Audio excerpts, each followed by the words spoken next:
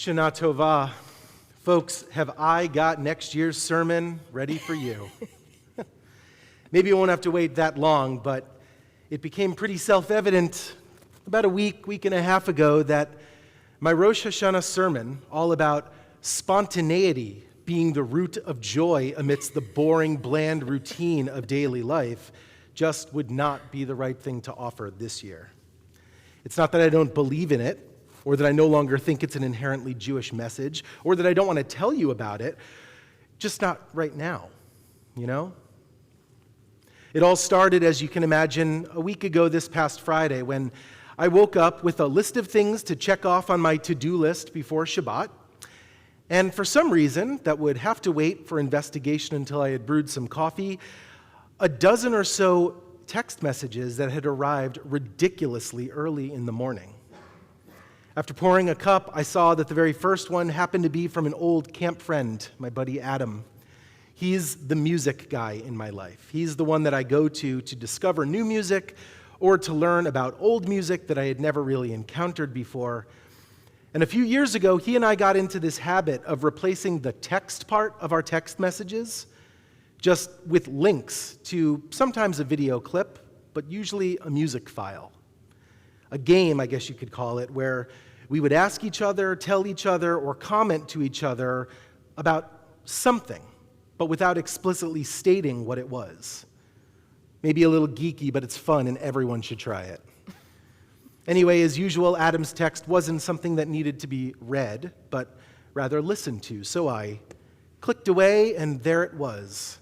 The unmistakable opening riff and the classic rock lyrics that I happen to know by heart. Bow, bow, ba-dow, bow, bow, bow, bow. I see a bad moon arising. I see trouble on the way. I see hurricanes and lightning. I see bad times today. Mind you, I was still on my first cup of coffee of the day, and I hadn't checked a single other message or any news sites or anything else. But I instinctively wondered if maybe the storm that I had heard a few things about over the last couple days might have become something more. And of course, within a few hours, we all knew that things were about to get intense weather-wise. To be perfectly honest, at first I had every intention of staying in New Orleans, regardless of what seemed to be coming our way. But it was at some point during our clergy's morning Zoom call that I thought maybe I should just send a message to some friends in Atlanta asking if I could come stay with them should things get really bad. Just come now, they said. It's almost like they knew.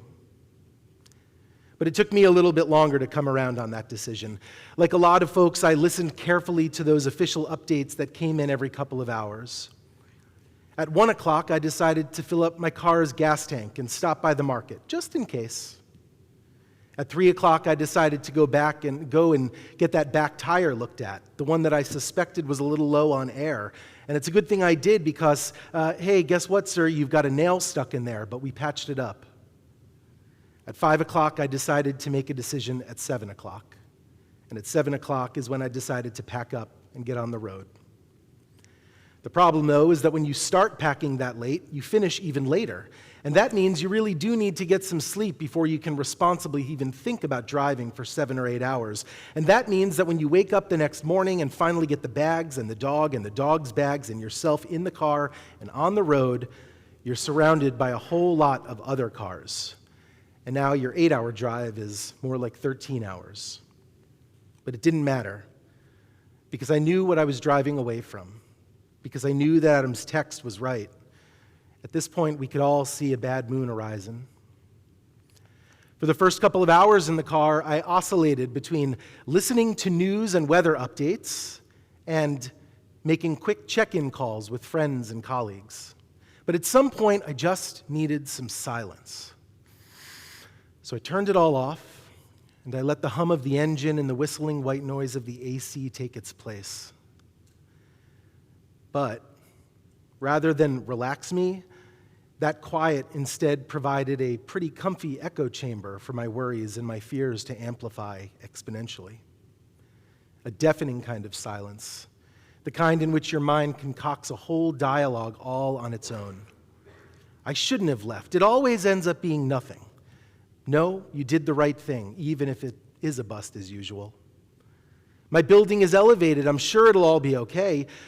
But why didn't you spend a little longer securing everything? Why didn't you bring X, Y, and Z with you? The levees will hold. The pumps will work. Maybe don't be so naive. I think those moments when your brain plays out both sides of the situation are helpful and healthy. And I've always loved exactly what we found in this week's Torah portion, a particular moment that is ripe for an interpretation in just such a way. The portion that Rabbi Bowman just read and chanted so beautifully from Genesis chapter 22, the Akedah, the binding of Isaac. It is, as she mentioned, one of the hardest moments of Torah, the entire Torah, to wrap your head around, to try and understand. As she said, here's what it says. And so it was that God put Abraham to a test. And God said to him, Abraham, and he said, Hineni, here I am.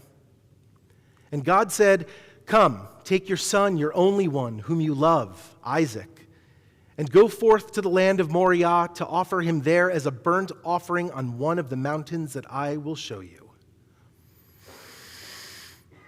I can imagine the silence that filled that space, the deafening silence within Abraham's own head.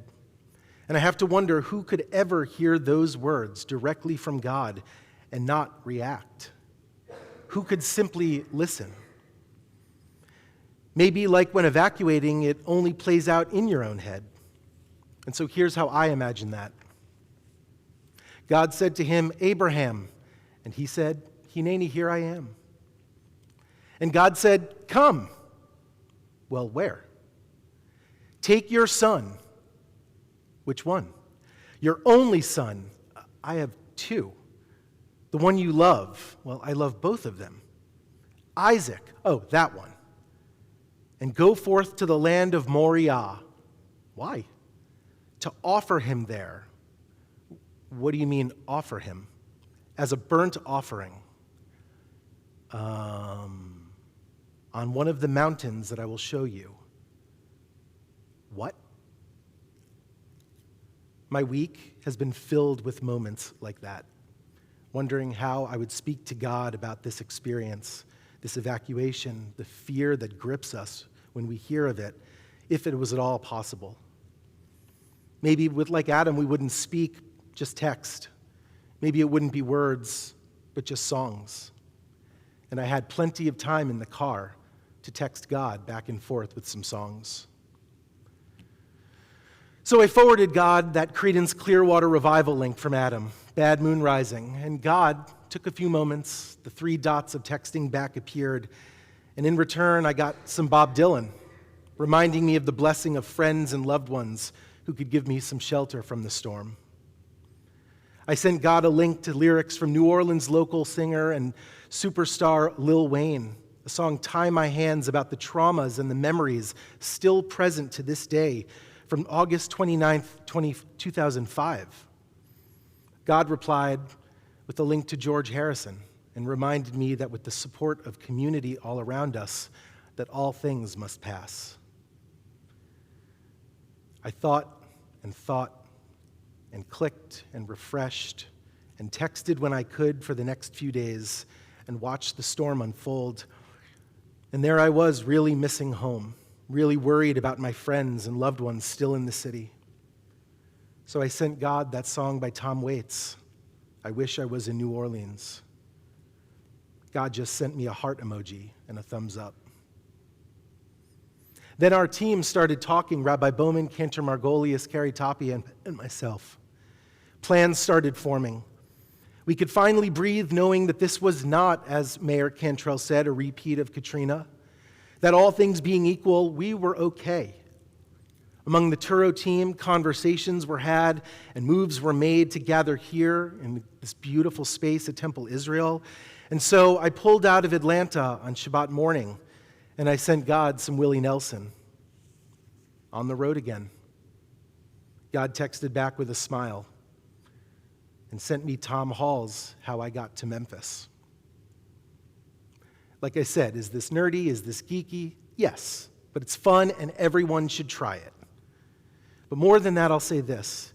Each and every one of these songs, like each and every one of our prayers set to perhaps a different melody, each one of these songs had already found their way into my heart in some specific way before, and yet never quite like this. This time, those familiar words landed in a wholly new way. And like that not too all uncommon experience, so too do we hear these blessings and sacred texts in a specifically different way for Rosh Hashanah and a wholly new way for this year of 5782. Because we are wholly different and holy in 5782. If not by thriving, then at least for right now, by surviving. And that's okay, because that's all that it takes to live in this world sometimes. Like the philosopher Heraclitus said, no one ever steps in the same river twice, for it is not the same river, and they are not the same person. And so may that be our guide for this Rosh Hashanah, filled with hearing, speaking, blessings, thinking with fresh ears and fresh lips, and with fresh hearts and fresh minds, with people and places to give us refuge, with traditions that keep us grounded. And may we all listen to some good music along the way. Shana Tova.